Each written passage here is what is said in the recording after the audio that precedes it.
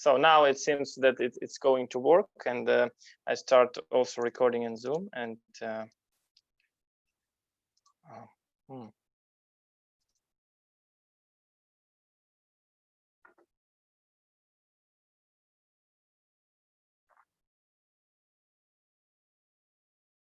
so welcome again. Welcome everybody who is watching this new episode, the first edition with a guest from Africa, and I'm very happy. And the first guest also from national team. We had the previous guests from the clubs. All of them were from the clubs, and here is the first guest working with the national team. I'm really happy with that. And if I'm correct, your name is Toyin Ibitoye, right? Maybe. Very correct, Alex. Very correct. Okay. So good evening, Toyin. Maybe you could have some small introduction about your background and your work right now. Thank you, Alex. My name is Toyin Ibitoye. I'm a journalist, a broadcaster. I'm also the media officer of the senior national team of Nigeria, the Super Eagles. I'm married with 3 kids, happily married, and I love to travel. I love to meet people. Of course, my job is football, so I love football. I love watching football, and I'm happy that I have the opportunity to be on the same program with you, Alex from Russia. Thank you. And thank you, Loladi, who helped us to have this conversation, because he just sent me your contact, and you answered positively very fast. Yeah, Loladi is a very good friend, very supportive, and I'm happy to, work with whoever has recommended for me. So it's a pleasure. So let's start talking from the topic of journalism. We discussed some days ago about your background, how did you start working in football, and you said that your education is actually agriculture, and you worked as a journalist at some tournaments, you made reports, and then you started working at TV. So how it was it difficult to get to the national team? And as I know also, in different countries, you can work in clubs and then work in the national team. It's like the top, but you became a press officer of national team without working in the club. So how it's possible? Yeah, it's an interesting story. As every boy or girl in Africa, we grew up playing football on the streets, loving football, watching football, supporting the national team. And of course, while I was in school, in primary school, I played football a lot. In secondary school, I played football a lot. I love football. I read football stories.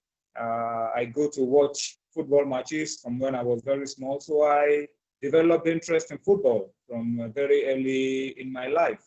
And when I got to the university, I studied agriculture, but I was a journalist on the campus, always writing football stories.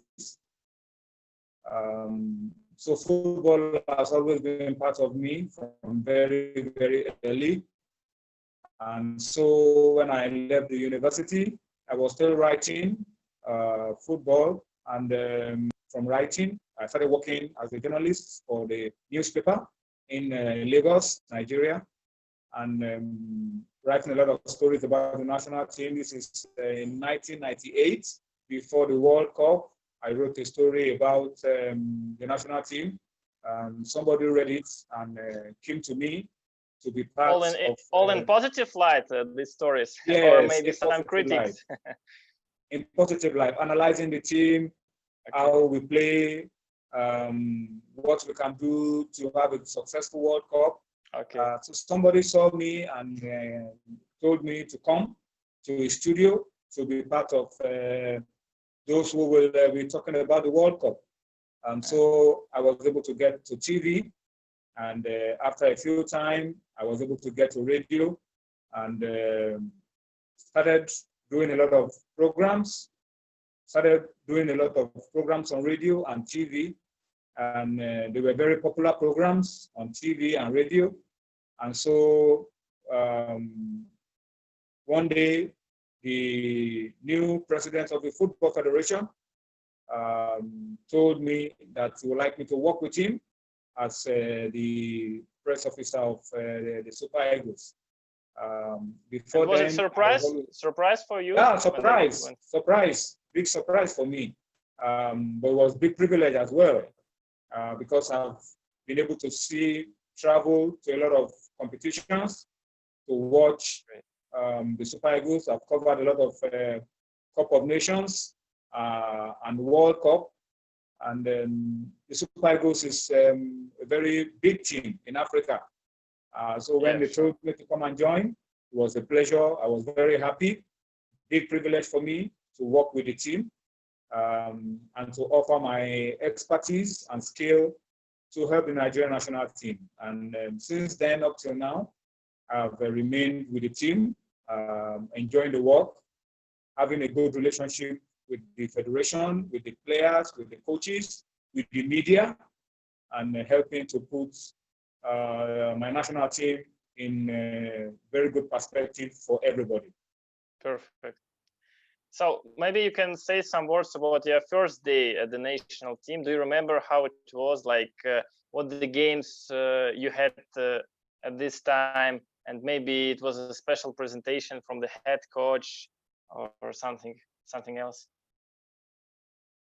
Well, fortunately for me, my first game was a friendly match in Nigeria.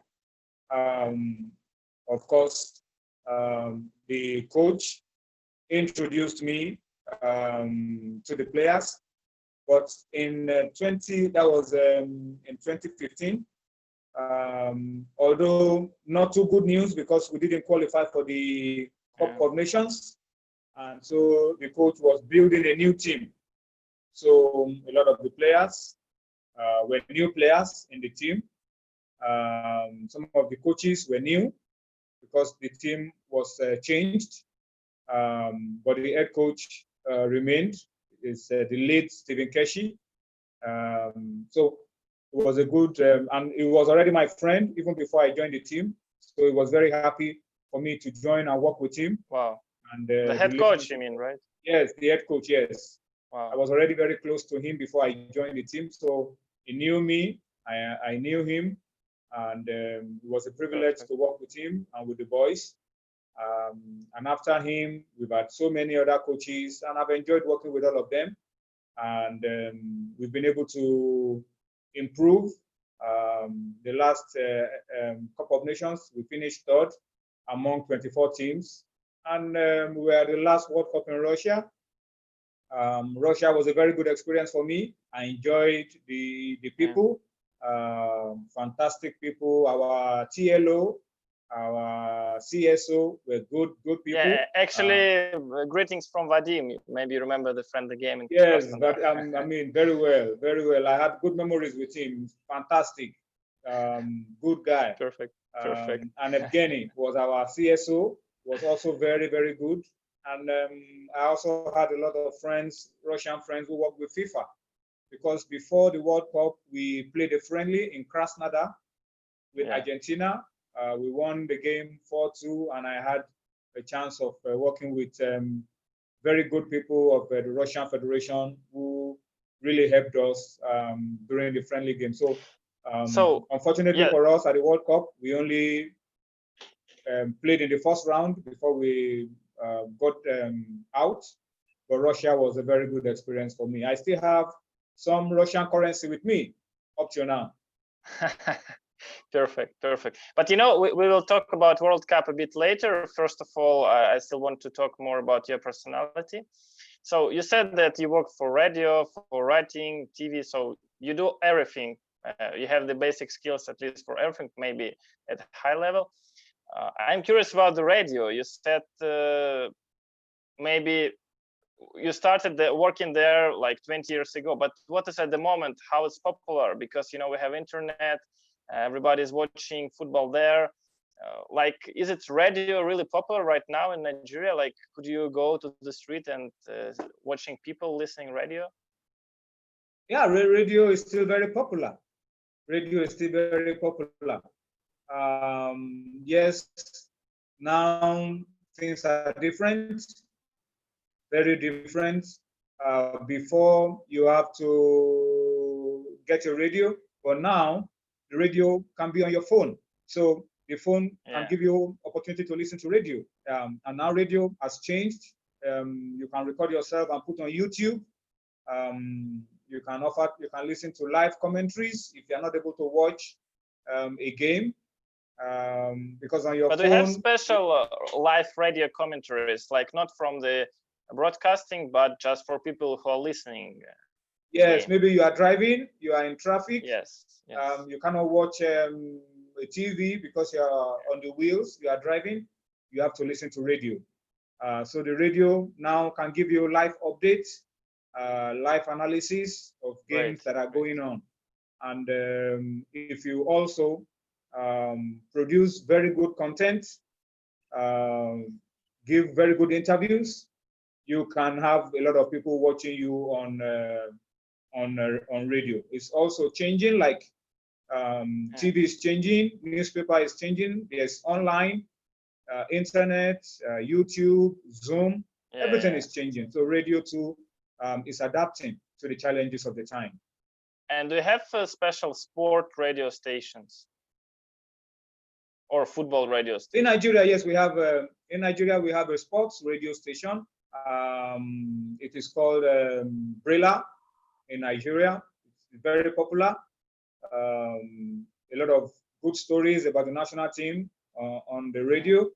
And we also have a lot of other radio stations with very good programs and good interviews of football, of our domestic football, the clubs, the leagues, the national team. So you have a lot to choose from, a lot of you know, it's interesting, because in Russia, unfortunately, we had one big radio station about sport, but it was bankrupt, and that's why also I wanted to ask if these stations stay economically stable, or are they supported by any clubs or by federation or whatever.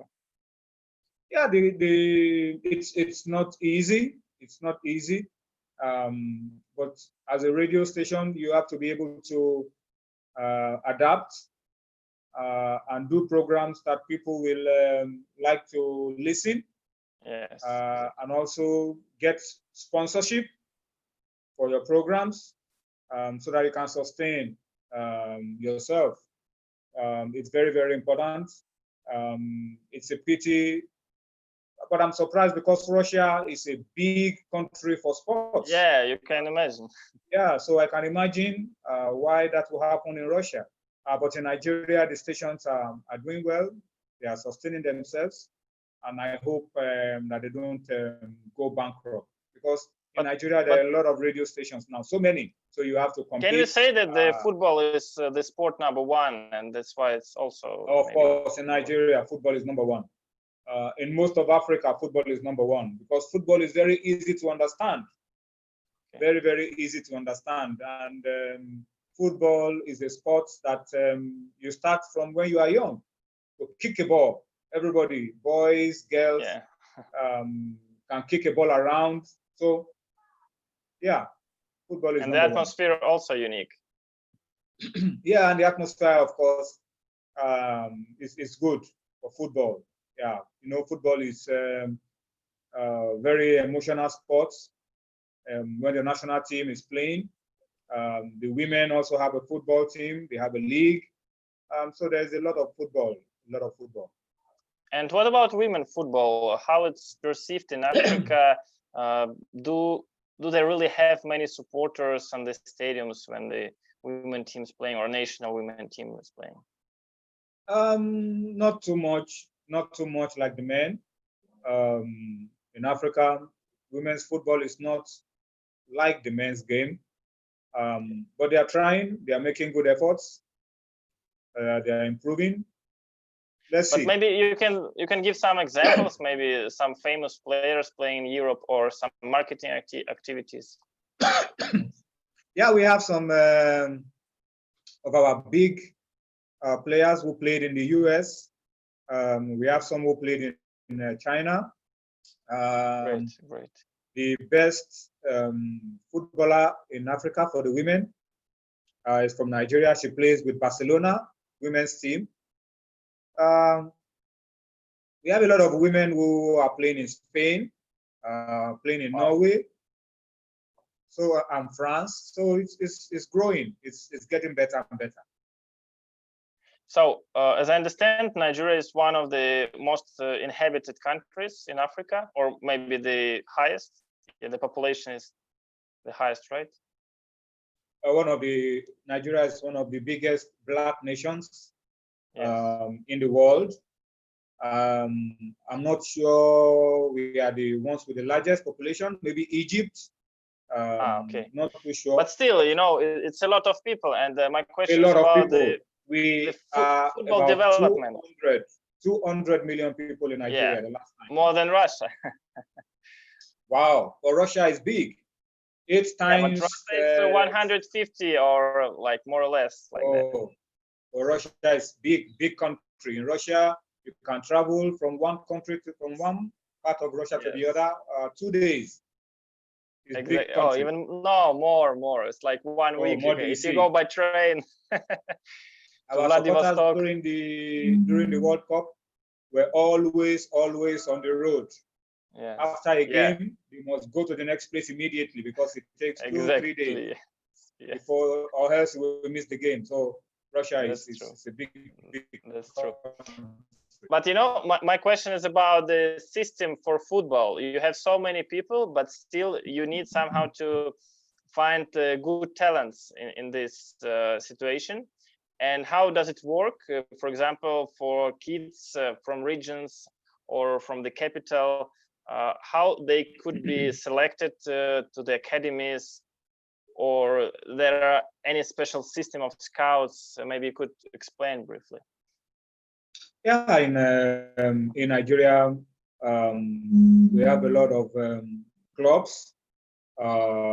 They are owned by the government, so it's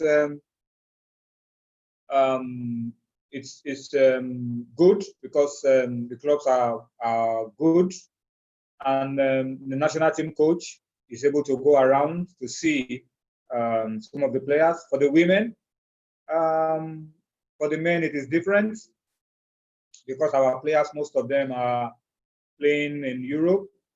So the national team coach, not many of them are coming from Nigeria. A lot of the players are coming from outside. But talking about grassroots, I mean kids when they just start playing. Yes, we have to do more in Nigeria for the grassroots. We have to do more.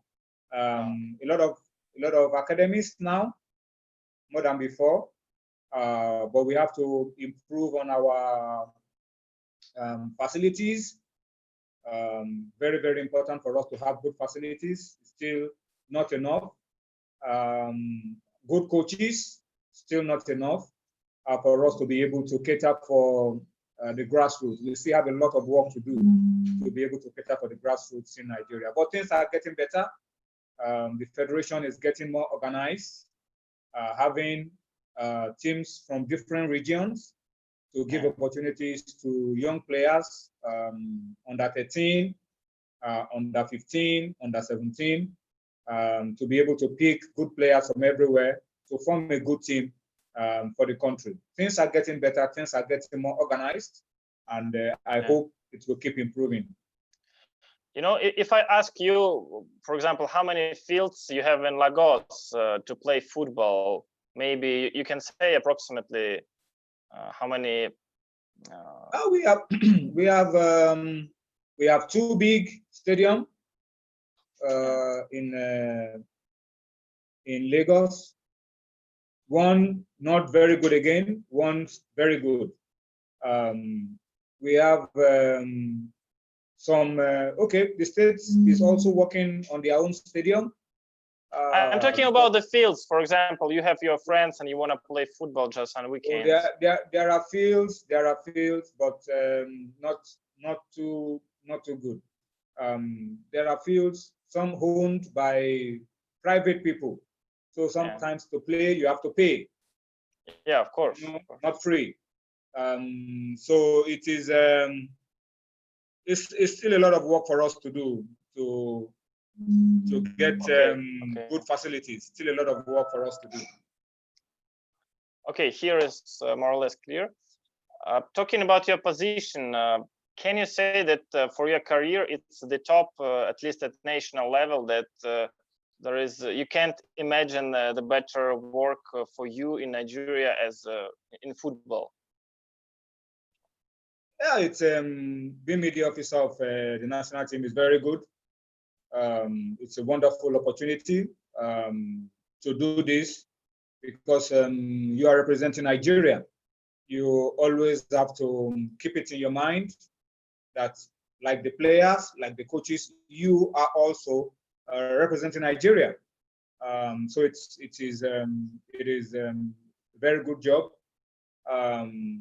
It's a very good opportunity for you to network and know people. But definitely there are bigger opportunities that you can also aspire to. Media officer is not the end. And for me, could you share your Could you share it? You mean I should? Yeah, like which let's say points of growth you see after a lot. With the national team, you are working with Nigeria. You can from here you can work with CAF. You can work with FIFA. Anything is possible. Anything is possible. You can become official of the federation, maybe the chief executive officer or the president. Anything is possible. Perfect. Media officer is not the last. A lot of opportunities for you to contribute more to football. But it's good. Media officer is good, very good, but you can do more. There's a lot more that can also be done. And next question is about the federation. I had a guest from Georgia, and we were talking about former football players. You know, maybe you didn't hear, but in Georgia, a lot of former famous football players, they are working now in National Football Federation. And what is the situation about that in Nigeria? Do you have any former football players in your football federation? And if it's not, maybe you can share also what doing such former players like Nwankwo Kanu, Vincent Enyama, Joseph Yobo, and others. We have a lot of former footballers who are in the federation in the past and now. Maybe not presidents, but we have as chief executive officer, we have as head of departments, some former Nigerian players. In Georgia, I know Kaka Kaladze is, I think, president of federation. The mayor. Now he's the mayor of the city now. Oh, now he's the mayor of the city. Okay, so in Nigeria, we have a lot of former players who are but maybe you could give some examples of famous what they're doing. A lot of them. Gigi Okocha, Victor Ekpeba, Patrick Pascal. In federation, was right? In football in Nigeria, maybe not in the federation, but working with the federation in the different states, in the different clubs, running the clubs, running the federation at the region level. So a lot of them are in football, and some also have coached the national team.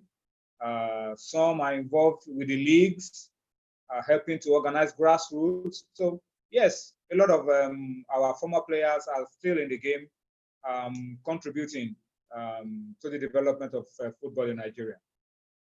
So you didn't work as press attaché of the club, but I think more or less you understand that it's a huge difference between work in the club and in the national team.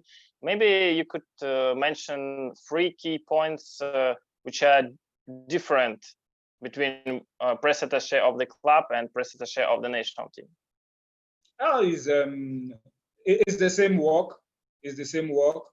In fact, press officer at the club, you do a lot because you play every week. Yes. You play every week. In the national team, you play maybe 7 times in 1 year at the most, or 8 times in 1 year. But the club, you play 38 weeks. Sometimes with the cup, you may play up to 45, 46 games. So the media officer of the club team, your players are international players. Maybe there's a higher level that you expect in terms of relationship with the media. At the club, it's not the same because it is local, unless maybe you are playing a cup game like Champions League or Europa League, Confederation Cup. That's when you interact with international media. But Toyin, maybe you could mention just 3 points. You could mention maybe the 3 points of difference. I understand that more or less job are the same. So you have less games. Let's say it's the first difference. The first difference is that the number of games is not the same. Yeah. The club, exactly. You play many games. Yeah. National team, you play 7 games, 8 games. You know, Sorry, the second difference that I talked about, the second is the audience. National team is international. Yeah. International. The first one, audience is not the same. For the national team, you talk to international media, you talk to international journalists. Yes. Most of the time, not the same with the club. The club, you talk to local media most times, unless, as I said, you are playing continental game like Champions League or Confederation Cup. So those are 2 differences already. And for me, those are the 2 major differences. And another difference is that for the national team, you are dealing with international players who are coming from outside, who have their clubs, who have big clubs in Europe coming in. So your level of interaction with them must be very professional. Yes. Meanwhile, for the club, you are dealing with players who are with you. You still have to be professional, but it's not the same level with the players who are coming from outside. For example, for us in Nigeria, Mikel played in Russia. He married a Russian. He married a Russian, not playing in Russia. Mikel, the captain of the national team, married from Russia, played in Chelsea, played in big clubs. When he's coming, it's a different level from somebody who has not played abroad or played in a He's big expecting club. from you also the high level, right? Yeah, so you must have a high level. You must have a high level to deal with international media when they call you, to interact with them, to know how to relate with the players and facilitate interviews between the players and international media. You have to also be very, very professional and also make sure that you do not leave your players exposed to those who want to cause trouble for them and writing bad reports, negative reports. So you really have to be watchful. And do you have any procedure for such interviews? Maybe the journalist should send or fill any form, and then you just see these forms and you don't accept every request for an interview. Yeah, every every request for interview depends on the players. First of all, it depends on the player. If the player tells you, I don't want to interview, you respect him. So you don't discuss it, right? If he doesn't want. You tell the player, for example, if Alex, if you want to talk to maybe Ahmed Musa, Yes. and you tell me that maybe we are in camp in Nigeria, and you tell me I want to talk to Ahmed Musa. I say, okay, what's your medium? Who are you reporting for? Give me a little bit about yourself. Then you tell me, I am Alex, I work for Russia TV, I work for CSK TV, or I work for this radio, I work for this newspaper. Then you tell me. Then I tell Ahmed Musa, there is somebody from Russia, he likes to speak to you. His name is Alex, he works for CSK radio, he works for newspaper. Please, he wants to speak to you. Are you convenient to speak with him? He says yes. Then we can continue. If he says no, I don't want to speak now, please excuse me from the interview. Then you respect him and you tell Alex, sorry, Ahmed says doesn't want to talk now. You can talk to him later. But if he says, yes, I'm ready, I'll talk. Then I come back to Alex and I tell him, Ahmed says, no problem, we will give you the interview. So let me find out from Musa what time is convenient for him. Yeah, perfect. You know, more or less it's the same like we have in the club. Yes. Maybe what time is convenient for him? Is it radio? Is it Skype? Is it telephone? Is it WhatsApp? Then Ahmed will give you a convenient time, and then I will tell you, Alex, Ahmed will be ready for you 7 p.m. on Thursday for Skype, for telephone. And then at 7 p.m. or 10 minutes to 7, I tell Musa, don't forget, in 10 minutes, Alex will be calling you. Get ready for him. And then you check the text maybe after the interview. If it's, and I ask Ahmed, I tell him, whatever question is not convenient for you, you don't have to answer. Yeah. If it is about the national team, no problem. If it is about the club, get in touch with the media officer of your club. Yes. So that you don't have a problem with an interview conducted in the national camp with your club. So in your club, deal with issues of your club. In the national team, deal with issues of the national team, so that we don't have problems with the club because of the national team, and the national team does not have problem because of the club. Very, very important. So maybe you have some stories in terms of this procedure. Maybe somebody has requested your players during World Cup in Russia or at the African Cup of Nations, and what? Yes, a lot of examples. A lot of examples. At the World Cup, for example, our focus is on the World Cup. The World Cup is a big tournament, so the FIFA media team are always with us. So you want to interview the players, we keep it to issues around the World Cup. Our games, our preparation, nothing outside of the World Cup. We don't want any issue of controversy. We don't want anybody to talk about the problems or give or paint a bad picture of Russia. So we are always very careful. At the World Cup, you must stick to the issues. The same thing when you come to our camp for the Nations Cup, we make sure the issues are about the Nations Cup. If we ask you, what are the issues you want to talk about? National team, you say yes, yes, you can go ahead. What the issues do you want to talk about? You say it's the club, you say no, wait for him to get back to his club and talk to the media in the club. So that we don't have any problems. But maybe you had some provocative journalists or some provocative questions when you couldn't stop them asking stupid questions or which are not good, not relate to the national team. Yeah, of course, there is always a journalist who will want to ask a provocative question to the player. Sometimes maybe the player is having issue, having a problem, maybe a family problem in the house, or you tell the player, we are going for press conference today. there may be one or two people that may ask you about this problem.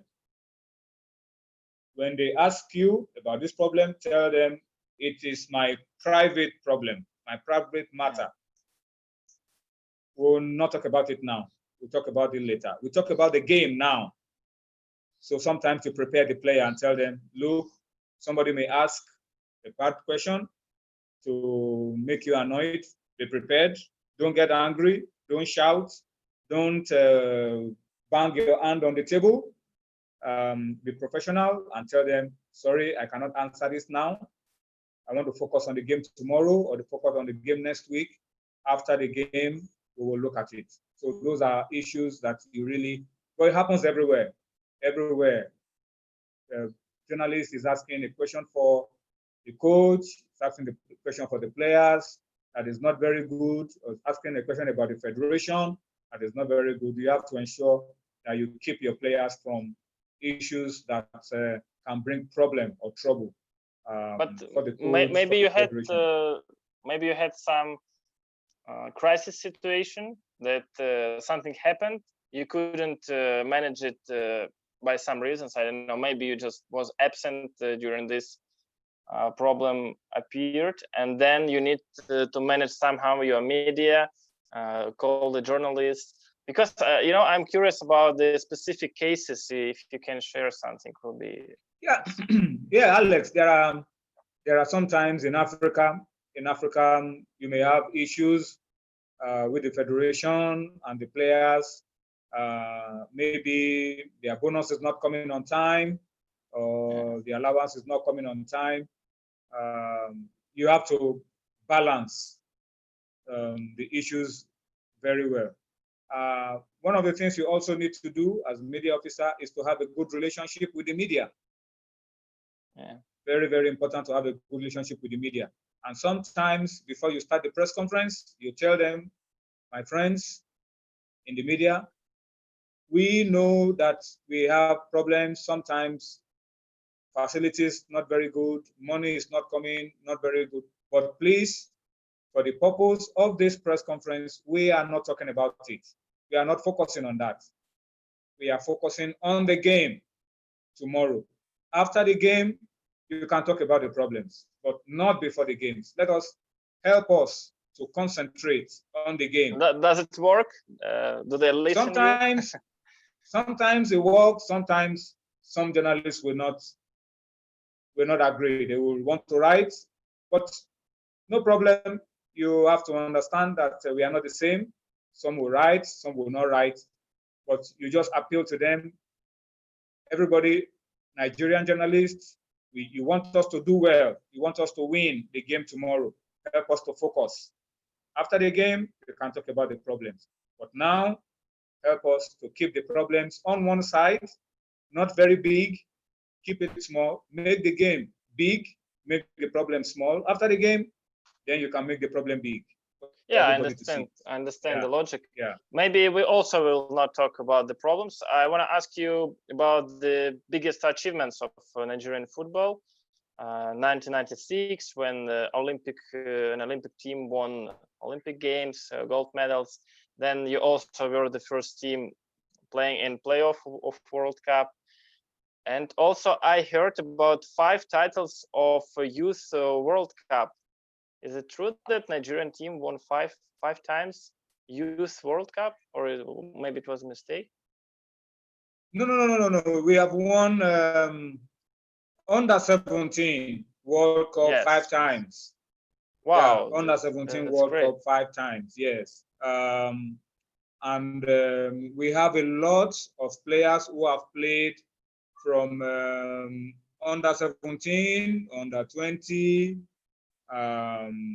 Olympic team and the Super Eagles. So it's one of the good things about Nigerian football, to have a lot of players who have played from under 17. Remember, one of the big stories of under 20 was Russia in Saudi 1989. Remember, we were losing 4-0 in 1989 in Saudi Arabia. Alex, can you remember? Sorry, it's a bad connection. Maybe could you wait for a while, because like the last 30 seconds was really mixed. Can you hear me, Alex? Can you hear me?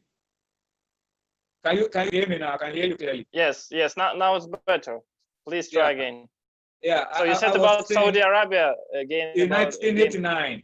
1989 in Saudi Arabia. I know you remember Nigeria, Russia in the quarterfinals. Oh, 1999. 1989. 89. Oh, I was not born even at that time. 1989. Nigeria and Russia under 20 quarterfinal. Wow.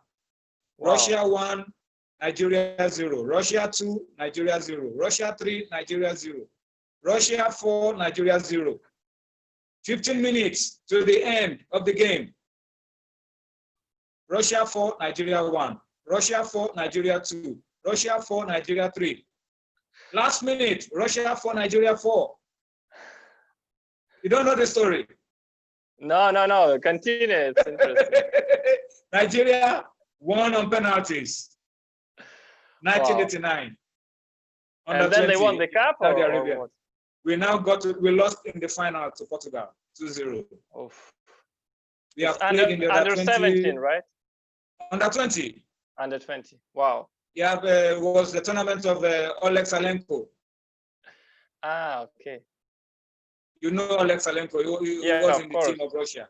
Yeah, he scored 4 or 5 goals against Cameroon.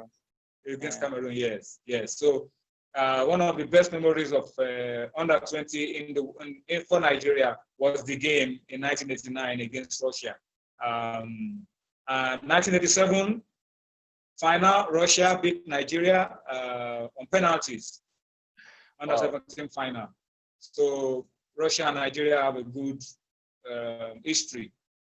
But you know, to be honest, I don't remember the games between Russia and Nigeria at the level of adult national teams. Yeah, I'm sure if you Google it, Russia, Nigeria, 1989 under 20, you will see the story. You will see the goals of that game. Sure. I think I will make an additional post about this game on my Instagram. Yes. And then you can also check 1987 under 17 final. Russia beat Nigeria on penalties. So those are things that you can also check. It's good. But can you tell me about the perception of these winnings of these games at your country? I know, of course, World Cup, it's a big event. African Cup of Nations, also a big event. But what about Olympic Games, this under 20, under 17 World Championship? People watch it, and the main thing, television broadcast these games.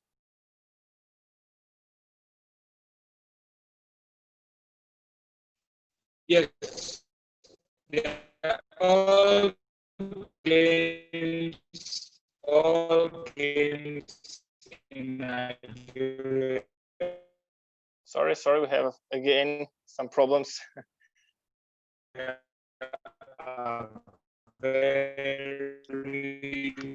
maybe try to stop for a while. Now it's again a bad connection. All the games, Olympic, Cup of Nations, under 17. It's mixing now. Friendly games. Sorry. Could you repeat, because it was a problem with the sound again. Can you hear me now?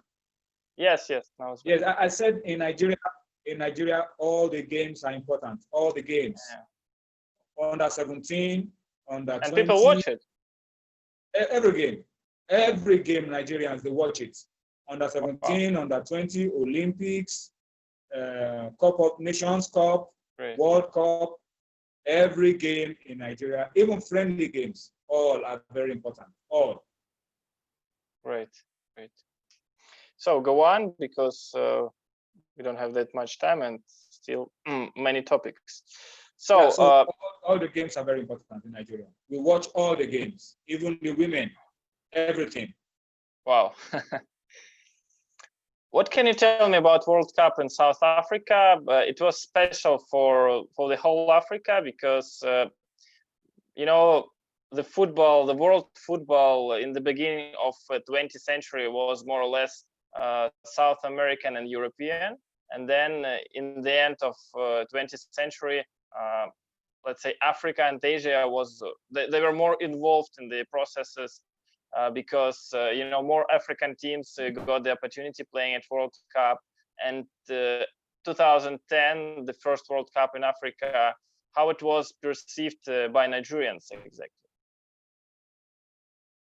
It was big. It was big in Nigeria.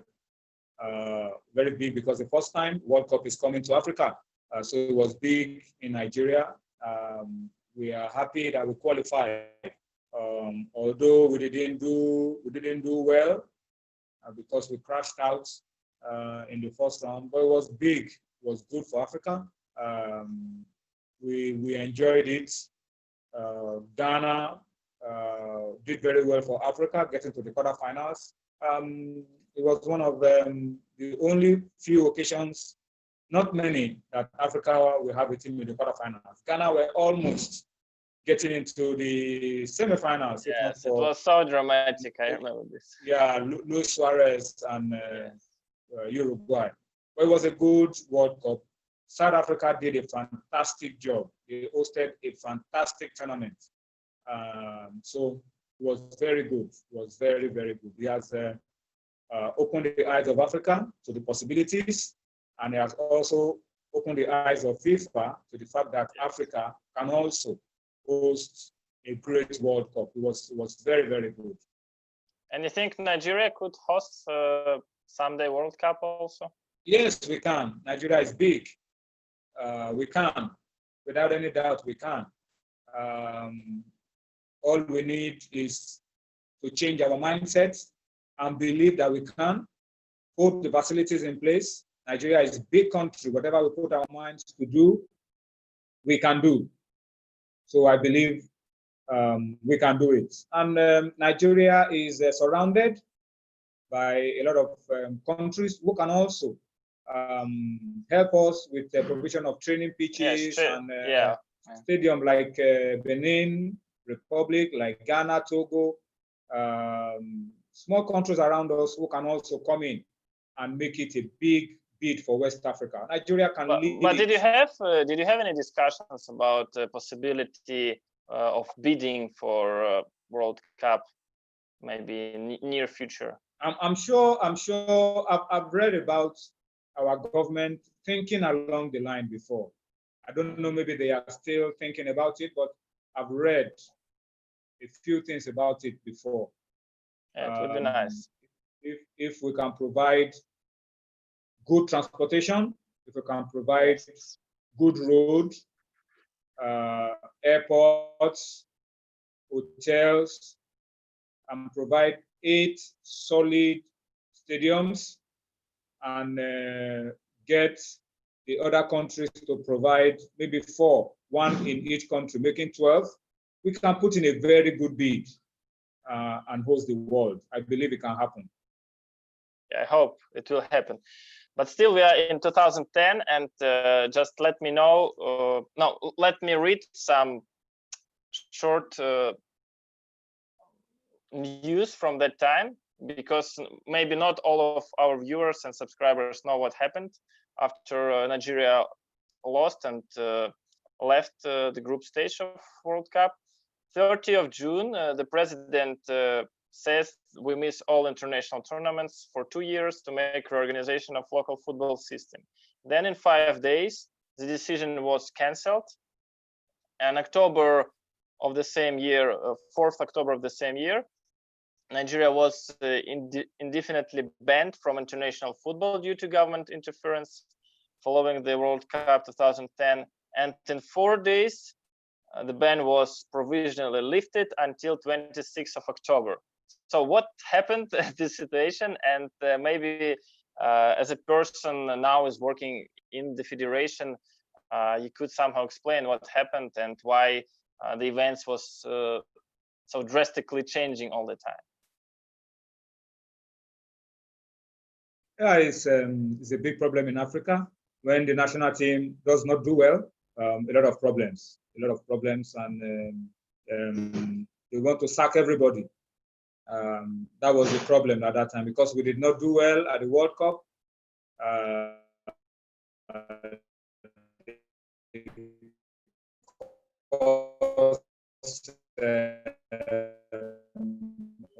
lot of problems and FIFA was not happy. Yes. And then we corrected the mistakes and we moved on. The same thing after the World Cup in 2014, government tried to interfere. FIFA did not allow. And so we moved on. 2018, after. Sorry, excuse me. Oh, we lost our guest. I hope he will come back. Let's check it out. Yeah, the connection was so bad that he just left. But I hope he'll come back and we continue. We're still online, live stream.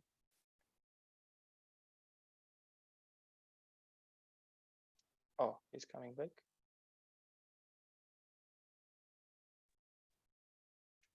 Sorry. So I hope it's not the Nigerian government blocked your phone. Is it okay now? Go on. Sorry. Is it okay now? So yes, I was talking about. Yes, you said about 2014, and after that it was crashed.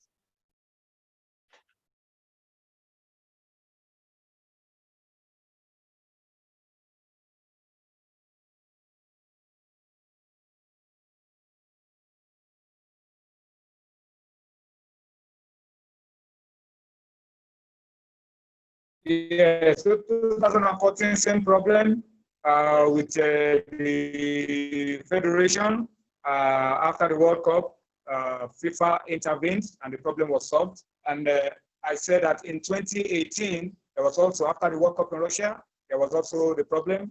Things are different now. There's a lot of stability now. And we hope that we can maintain this stability for a long time.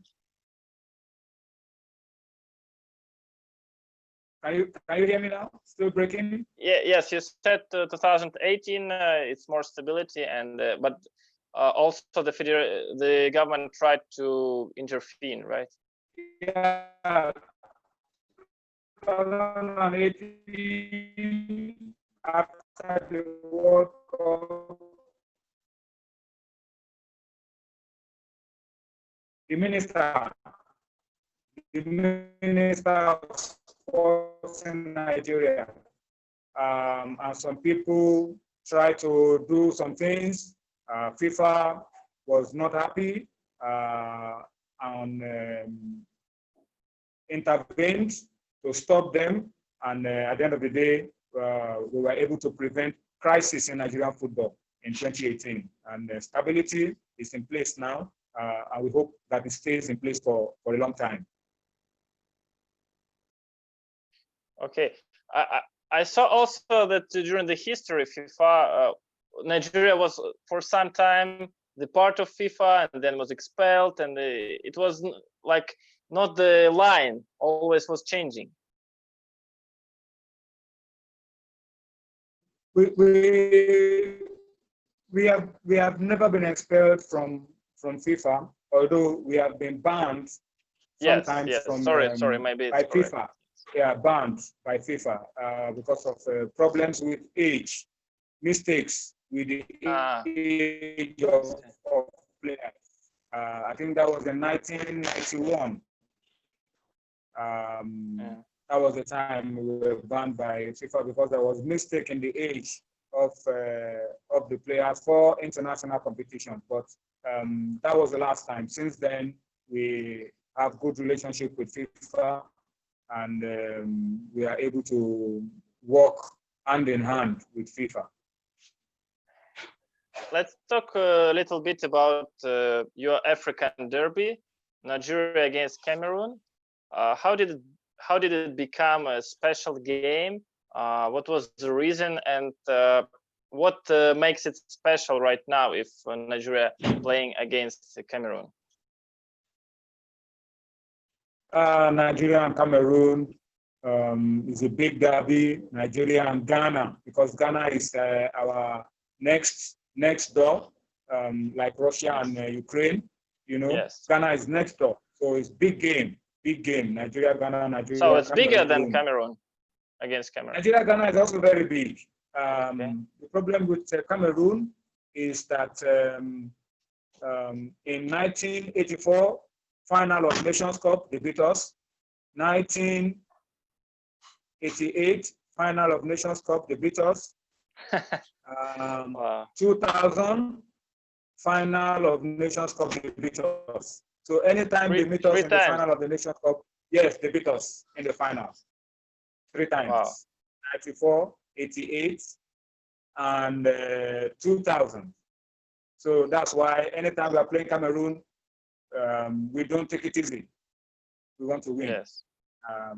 But we beat them in Egypt last year in the quarterfinals, I think. In the round of 16, we beat them 3-2. Very good game. Very interesting game. No, but players are more motivated, and maybe you also feel more inspiration for the games against Cameroon. Then we didn't go to the Nations Cup in 2017, and Cameroon won it, so they were defending champions. Although we beat them when we were going to the World Cup, so Nigeria and Cameroon is always a big game everywhere, anytime, always a big game. So we're talking almost 1 hour. I want to discuss a few topics, and then we go to questions from my subscribers. What I wanted to talk about is also France Championship during World Cup 2018. It was jokes, and maybe somebody took it seriously also, that it was the first World Cup of Africa, because a lot of players in French national team, they had African background, and that's why I'm interested about perception also of this winning in Africa. Maybe Africa was happy about France winning of this World Cup, or was more afraid or upset that these players could play for African national teams, and maybe African team could win, not French. No, it's always people always talk about it, but it's not the first time. It's not the first time. When France won in 1998, there were a lot of players there who had African origin. You know, a lot. Yes. We have a lot of African origin in England. We have a lot of players of African origin in France, even Portugal. So it's not a new thing. It's not a new thing. It's an advantage for France because it is easy to assimilate black players. In 1998, Zidane has his origin in Algeria. Vieira has his origin in Senegal. Marcel Desailly has his origin from Ghana. So it's not a new thing. They grew up in France. They were trained in France. They developed their football in France. So no problem. 98, 2018, no problem. Once the system develops you and gives you an opportunity, nobody can complain. But it's a lesson for Africa that if we also put facilities in place, improve the quality of facilities, improve our economy, most of our players most of the people who travel will stay at home. And then Africa can develop our own players, and maybe these players can also win the World Cup. So it's not a problem. We celebrate them. But people celebrate, yes. We celebrate them, but the truth of the fact is that will they have achieved success if they remain in Africa? I don't know. I don't think so. So they have to accept that France have done something well for some of these players. Pogba's brothers are in Guinea. Pogba's brothers are in Guinea, but can Guinea win the World Cup? I don't think so. It's a long time. Even to win the AFCON is tough for Guinea. So we have to understand that these things can happen, and we have to give credit to France for giving them these opportunities. Okay. Sorry, I had a call and I need to cancel it. I maybe missed some part, but I got the idea about the France and let's say players with African background.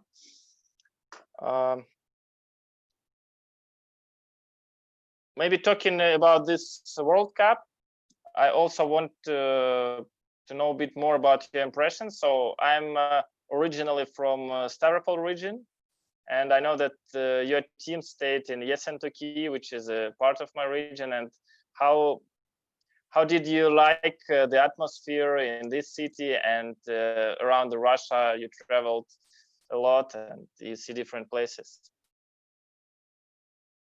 Oh, it was a wonderful experience. Very, very beautiful experience. Yessentoki was very good. They received us very well, gave us a lot of support. Was very, very good. We went to Volgograd. We played in St. Petersburg, and it was a good World Cup for us. We enjoyed it, and we also played in Kaliningrad. So yeah, it was very, very good. Russia was a fantastic place. They gave us a fantastic World Cup, and they were very hospitable to us. So it's a pity we didn't do as well as we wanted. We wanted to do very well, but Russia was very, very, very good. Very maybe you could stress some details. How first day, how did you come to Russia? The reception at Yessentoki, or maybe when you left Yessentoki, how was it? Oh, it was good, very good. We came into Russia from Austria, came into Yessentoki. The reception in Yessentoki was fantastic. A lot of cultural displays, music, dancing for us. It was very, very good. We enjoyed it so much. We stayed in Yessentoki all through. We will go from Yessentoki to Kaliningrad for our first game against Croatia. Then we went to Volgograd for our second game against Iceland. And then we went for our third game against Argentina in St. Petersburg. And they were very wonderful experiences for us. All the three centers we went to were very, very good. Very, very good. It was fun, a lot of fun. Did you have time to watch the cities, or was so fast? Not enough time. We're always going from hotel to the training, and then to our games. But we enjoyed the food. It was good. The food was very good. The food was like African food. The chili was oh, really? You had African food even in Yessentoki? Russian food, yeah, it looked so much like African food. The rice, the chicken, it was fantastic. Oh, yeah. We really enjoyed it. So it was a lot of fun. We enjoyed our stay. So maybe the last big topic I want to discuss, it's about Nigerian players in Russia, and why Russia is so popular among Nigerian players. Maybe also some Nigerians told you some stories about their travels to Russia. A lot of Nigerian players have played their football in Russia. A lot. You find Nigerian players everywhere. You find them everywhere. So wherever there's football, wherever there's good money, you will find Nigerian players. So we have a lot of players who have played in Russia. Yes. So good, a lot. From long time. Austin Iguavoin played, I think, in Torpedo. I don't know whether the club is still there in Moscow. We had Isaac Okoronko, played in Russia as well. In the FC Moscow, I remember. Yes, we've had Chidi Odia, we have had Ahmed Musa, we've had Emmanuel Emenike, Spartak Moscow, we've had James Obiora, a lot of Nigerian players. Right now we have Brian Idowu, we have Fego Ogude, we have Sylvester Igbon. So yes. Russia is a good place for Nigerian players. But theoretically, if I come to Nigeria, could I meet people in jerseys of Russian football clubs somewhere in Lagos? Will you meet who? Supporters? I mean, people, just locals in jerseys of Russian football clubs in Spartak. You will see a lot of people with the jersey of Sylvester Igbon. Sylvester lives in Lagos.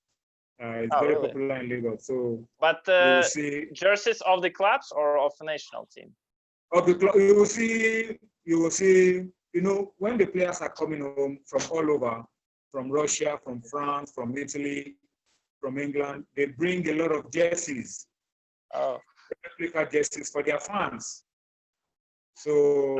Really? You mean the players themselves? They do. Yes. Wow. So you will see the jerseys of Fego, you know, Brian doesn't live in Nigeria, lives in Russia, you know. So, but then you see Fego and Sylvester, a lot, they will bring a lot of their jerseys for their fans. So you will see some fans wearing the jerseys of the clubs of our players in Russia. Yeah. So,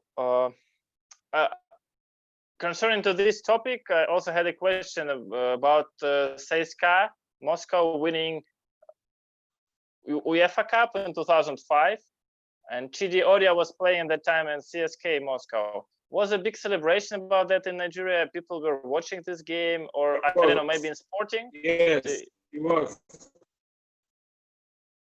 It was. And you watched also? Big support for Chidi Odia. Good player, very good player in the national team. So everybody was following. Yes. And the next year they played it every time in Russia. Ahmed Musa the same in the Champions League. We watch all the time. Nigerian players is always very, very big. Always very, very big when our players are playing and their clubs are doing well. So it's big. So it was kind of celebration after that winning. Yes. At that time, Chidi Odia was also playing for the national team, so it was easy for everybody to follow and support him with the CSKA Moscow. So maybe the last aspect of this work of your work as a press officer, your relations with the coach and the players. You said that you're watching the games sometimes with the head coach of national team, like you're always in touch. And what about the players? Yes, you have to watch. You have to watch the games of the players. You have to also work with the coach. You have to, the job is a job for a high level of trust. Media officer job is a job that requires a high level of trust. The players must trust you. The coach must trust you.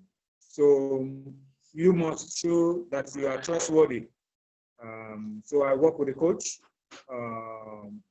We go together to watch games. We talk together. When he's in Nigeria, because he's a foreign coach, when he's in Nigeria, we go together everywhere. When he's not in Nigeria, we speak all the time, we communicate. He tells me, can you get me this information? Can you talk to this person? What's going on? So all the time we are talking. And the same thing with the players. All the time we are talking. I watched your game. You did well. Well done. What happened to you? I saw your game. Your coach removed you. What is the reason? Any injury? Always in touch with the players. So they must trust you, and you must show that you can be trusted when you work. Maybe do you have any tricks or any techniques how to get this trust from your experience? Because no, I just, see, it is sometimes it's difficult. But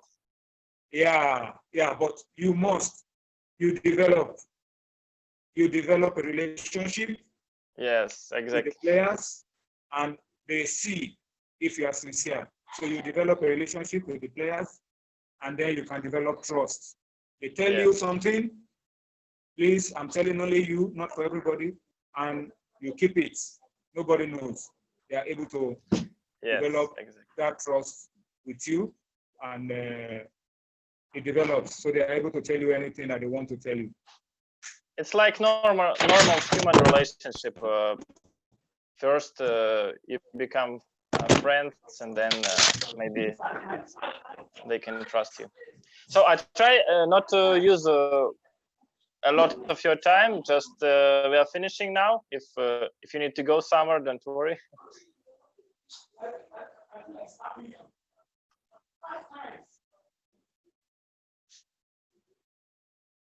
Toyin, are you here?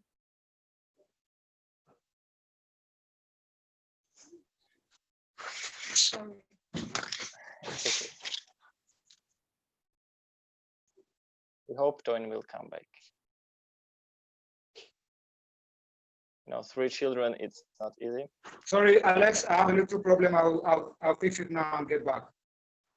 Okay, no problem, no problem. Please just give me like 2 minutes. You can just join the same link. I will be. Yes. Okay, good, thank you. Sorry for the mix-up. No problem. Don't worry. Okay, I'm back now. So I told that we will not do it for long, just like 10-15 minutes, maybe more. We have some questions from my subscribers, and then quiz from me. And here, please listen carefully, because we need to choose the best question. It's not many questions, but still. The first question is, can you give some information about your kit design? You know, it's similar to Tajikistan national atlas. He means that it looks green and white.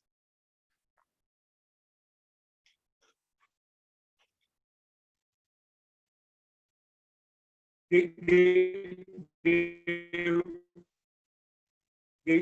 design we use at the World Cup.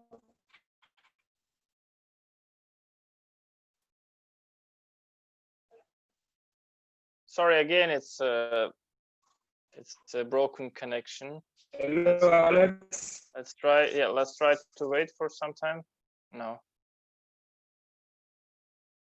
Alex. Yes. Try again, please. You said something about World Cup.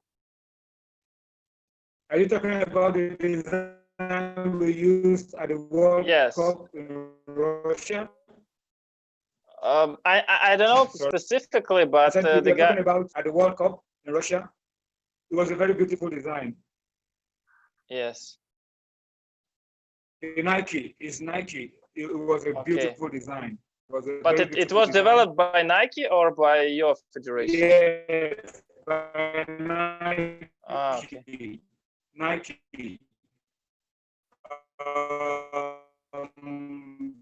Although the federation also can say 1 or 2 things about it, but it was designed by Nike, and was very beautiful. It sold out less than an hour after it was launched. Everybody bought the jersey. It was very good, very popular. Everybody loved it. It was a good jersey. It was good. But I know that in Africa, not only Nigeria is trying to do such stylish things. I remember Cameroon, they played with short T-shirts at some of World Cups or African Cup of Nations.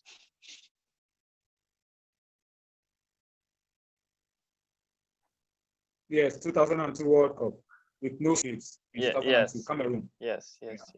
And our next design, I hope you like it too. It looks very good. Our next design, maybe before the end of the year or early next year, you will see it. Lovely, beautiful design by Nike. But can you tell me, it's like Nigerian side insisting to make something special, or it's Nike saying to Nigerian Federation that let's try to do something stylish? How it works? It's both Nike and Federation together, the two together. Okay. The two together. Nike and the Federation together, yes. Another question from the guy who worked also for World Cup. What is your brightest thing you could think of Yesentuki experience during World Cup? Oh, the food. Really? The food was very, very good. Yeah, and I love the natural spring water. It's natural spring water, very good.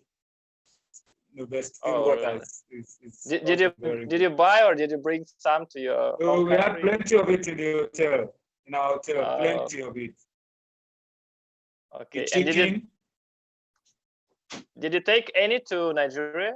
Any bottles? No. You can't take it to Nigeria. You cannot take it to Nigeria. Okay. The hotel, we had a lot of it in the hotel. And the chicken was like African chicken. Very good. I also like chicken, you know, I eat chicken almost all the time. Yeah, the chicken was so good. So good. But I remember from Loladi that chicken is kind of your national dish. Of course, prepared in some specific way, but still, yes, that it's popular. Yeah. Fried chicken. Yeah. Very good. Yes. So, and the last question is, what is the weirdest question you received from the journalist? And this question from Vadim Pavlov.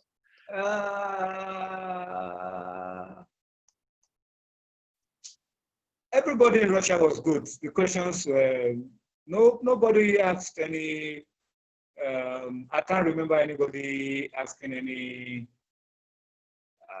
I can't remember anybody asking us any bad questions in Russia.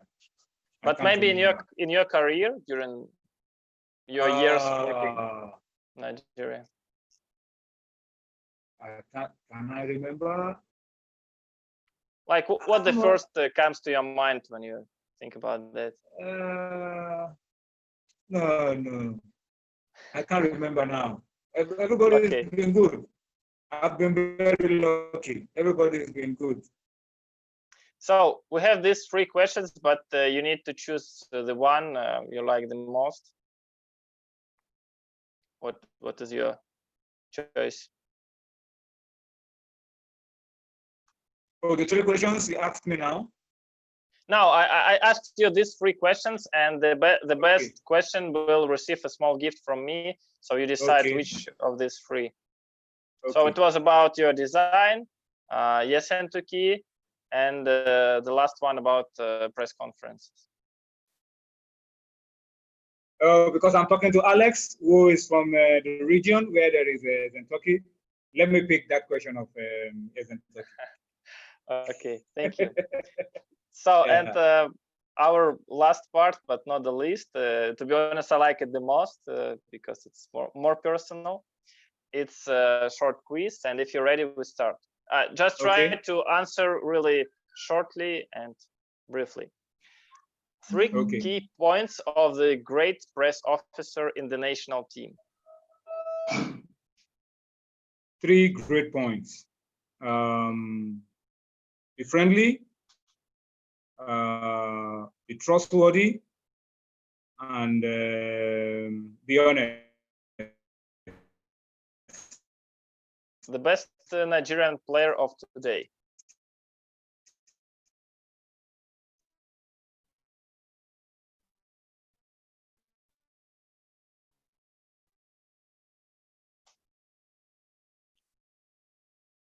Sorry, maybe we have again some technical problems.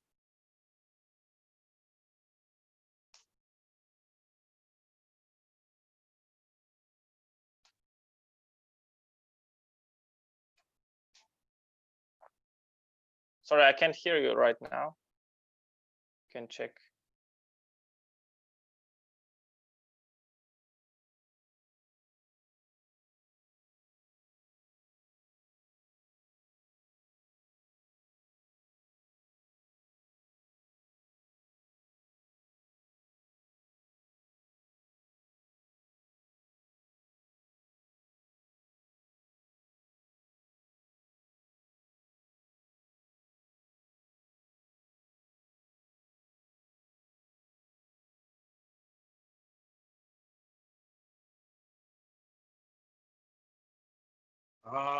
It's tough.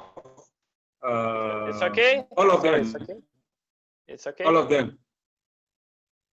All of them are the best. All of them. Okay. Sorry.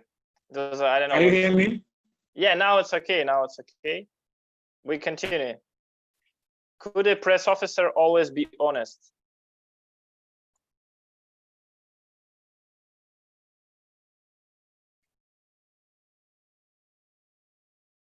The answer.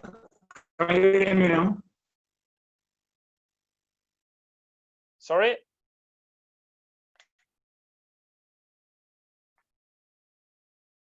I can hear you right now.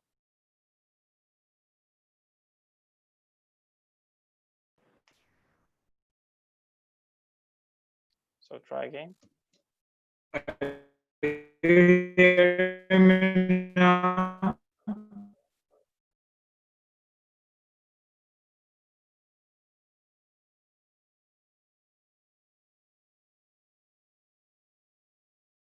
Sorry, it's no sound right now. I can hear you. Hello? Yes, now try again, please. Can you hear me now? Yes, yes, yes. Okay. So about the question about be honest.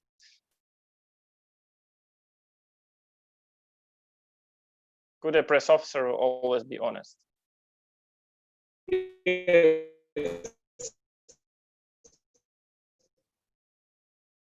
The 3 things I should start again. The 3 things. Yes, be honest, be friendly, and what was the third one again? Be honest, be friendly. Trustworthy, and, you said. I said another one.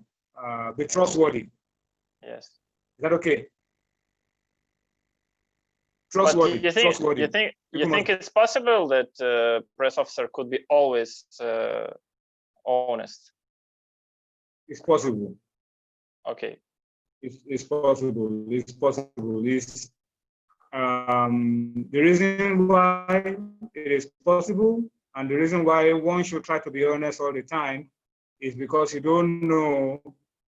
If you are not honest and you don't say the truth, you don't know when they will find out the truth.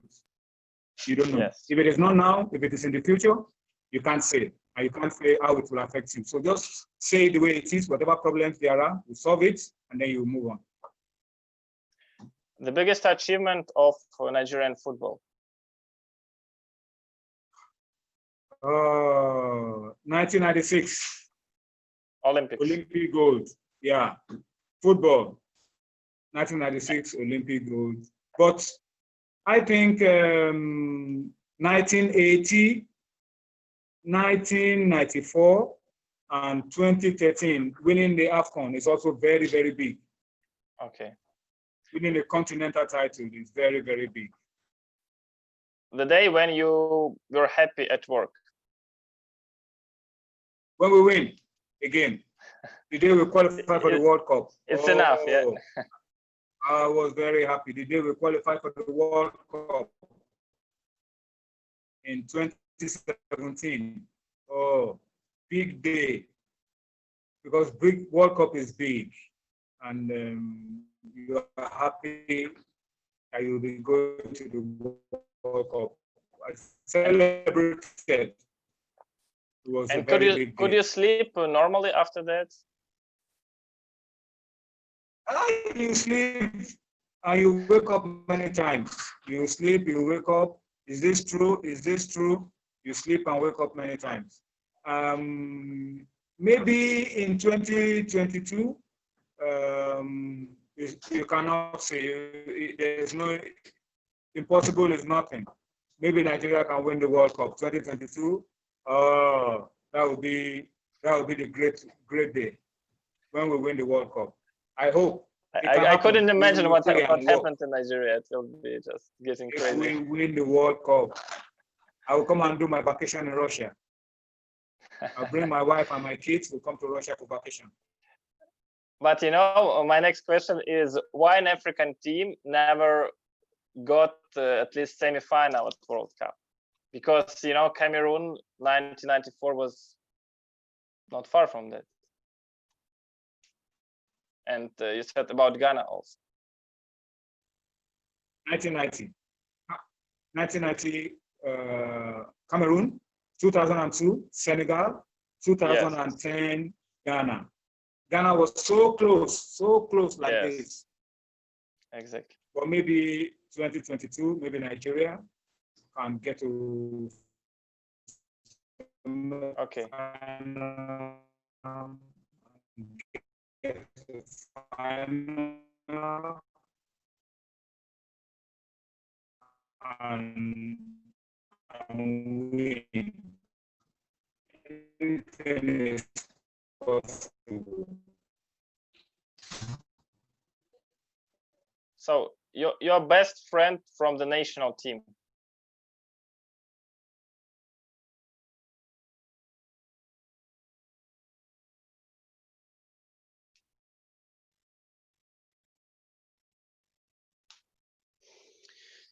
Sorry, I think it's again the problem with the connection, and I can't hear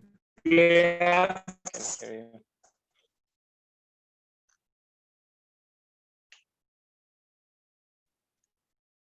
Among the players,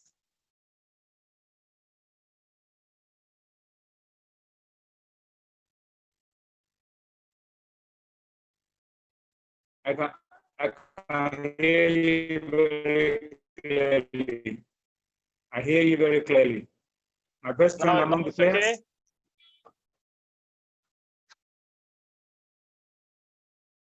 Because for me it's always jumping. I hear you, then not, and it's always like that.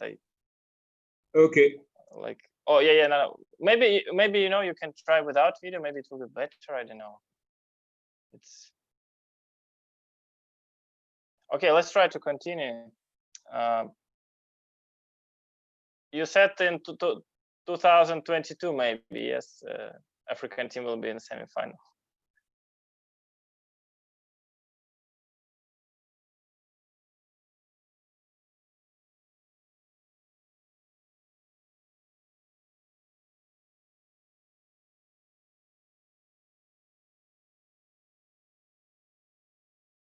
Can you, yeah, maybe 2002 African team can be in semi-final.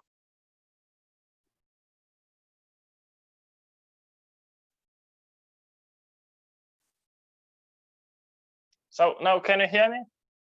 Yes, very well. Okay, let's go on. Your best friend from the national team? The players or officials? Yeah, maybe from players will be interesting, but you can say the both. I'm very close to our team administrator. We've been close from when we were very small, many, many years ago, when we were very, very small, more than 37 years ago, when we were very small.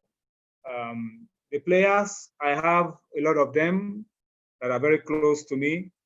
All of them really, but I'm close to many of them. Kenneth Omero, I'm very close to Kenneth Omero. Awaziem, Simon Moses,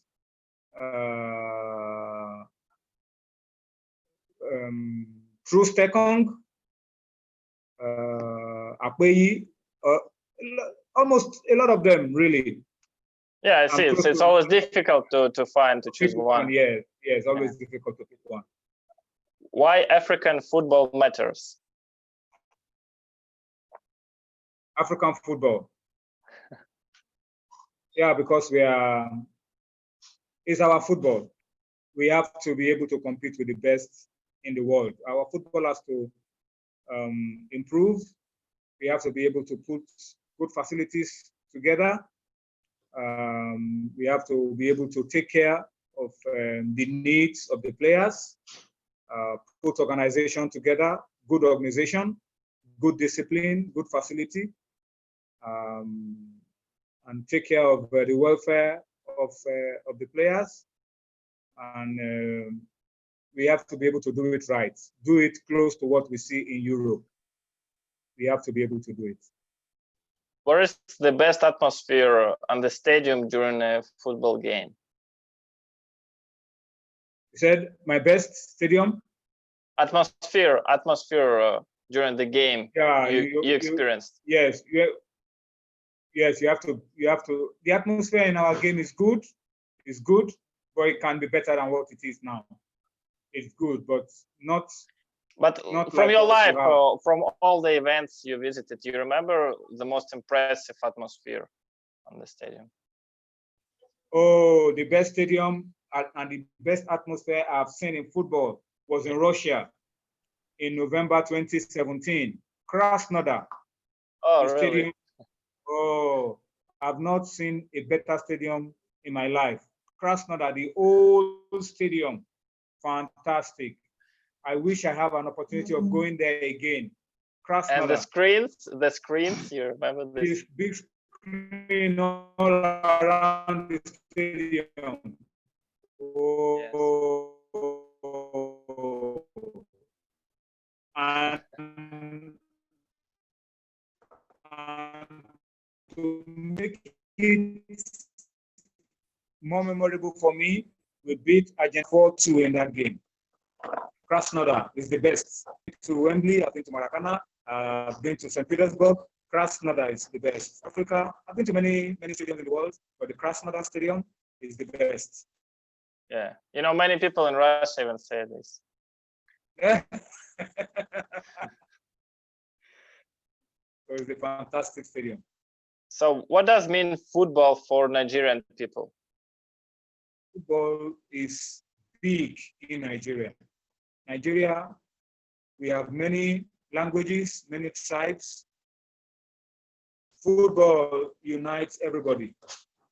Everybody comes together for football. So football is big. When Nigeria is playing, the whole country is watching. When we win, right, the whole country is happy. So football is big, is massive in Nigeria. The most stressed situation you had at work? Stressed, yeah, stress. It must be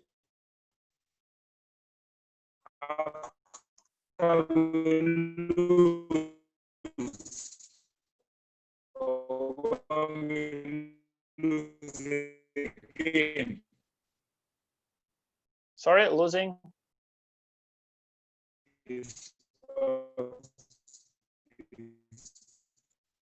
When we lose again, like when we crashed out of the World Cup in Russia, in Russia, we considered 5 minutes to very, very painful against Argentina. we will have qualified. 5 minutes to the end of the game, we Ah, I conceded a goal. remember. I remember. And then, and the Nations Cup, last minute of the game, Riyad Mahrez scored a free kick against us.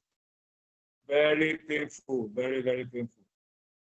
Very painful. But you had the pain like a supporter of Nigeria, or it was also pain for your work because negative journalists? Yes, as a member of the team. Ah, okay. When the team is winning, I'm winning. When the team is losing, I'm losing. The team is happening to me. It was very painful. Yes. The players were crying. After the game in Russia, we couldn't leave the dressing room. For a long time, the players sat down in disbelief.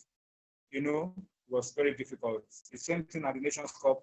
But for the Nations Cup, it was a little different because for getting to the semi-final, you have a chance to play the losers final. You had a chance to play another game. So we have to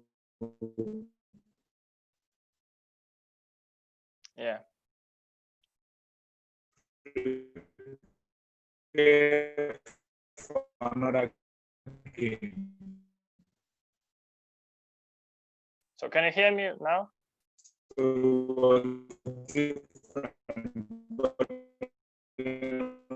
Russia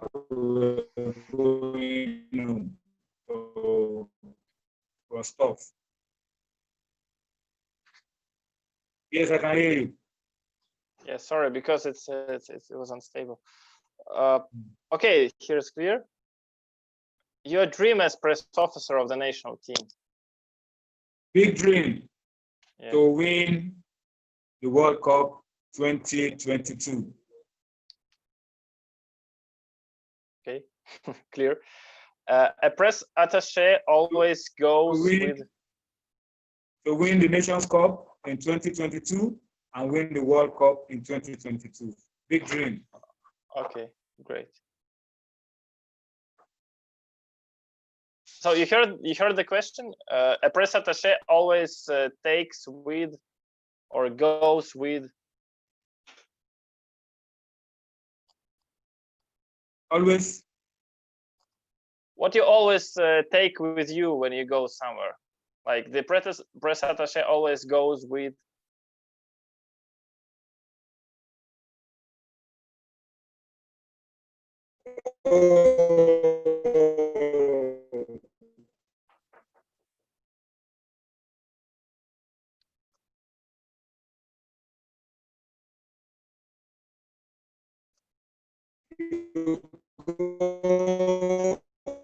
Always with your phone,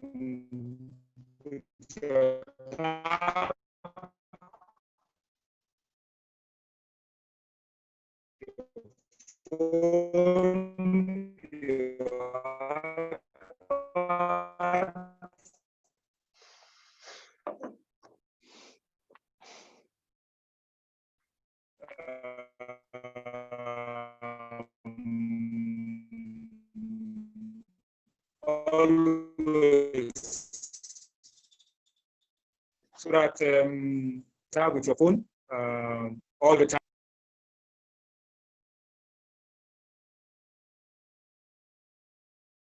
So can you hear me?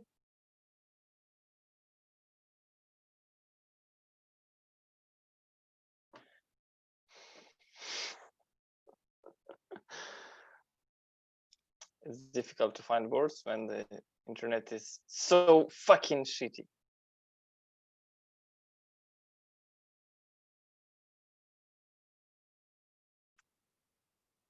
Okay. Not easy edition.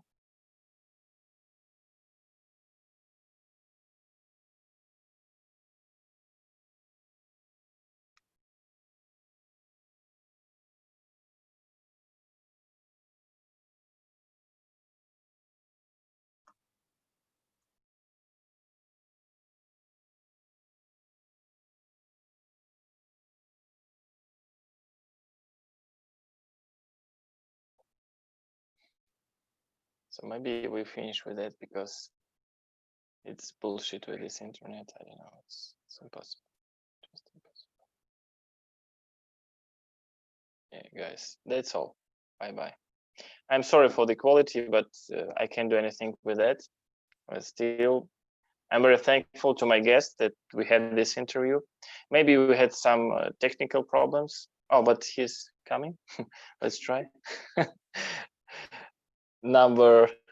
Okay. So, Toyin, can you hear me? I thought that's all that we lost you. I can hear you. I can hear you. So let's try two last questions because I don't know, the problems with internet, it's quite big, and our quiz is going very, very difficult. So you said the question was about if you go somewhere, what you take with? Yes, I take my phone and my iPad. Oh. No pen? My phone no? and my iPad. No? I type. Okay, good. And the last one, your job for you is?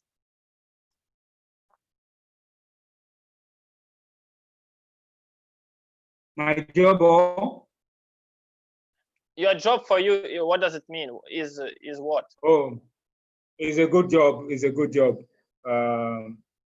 It's a privilege, you know, it's a privilege to do it. It's a privilege to work for Nigeria. It's a privilege to work with the team. This team, very disciplined team, is a very, very good job. It's a big privilege. I love the job. I'm enjoying the job. So thank you. That was the last question. And, you know, in the end, I have kind of tradition.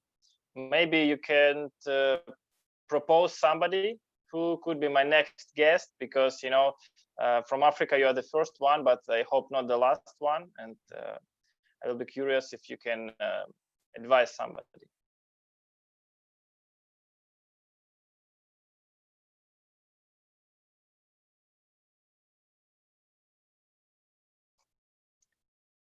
So I can hear you, but you know, if it's not a big problem. Anyway, thank you for this edition.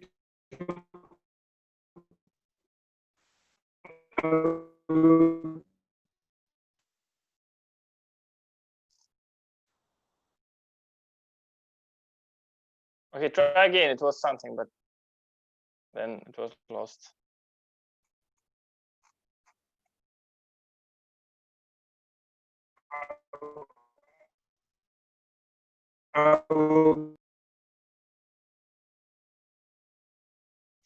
So sorry, guys.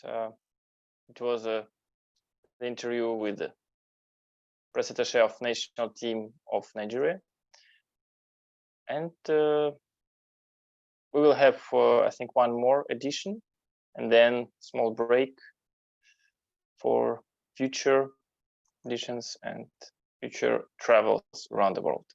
Thank you for watching us, and subscribe my Instagram. Leave your questions. Take care.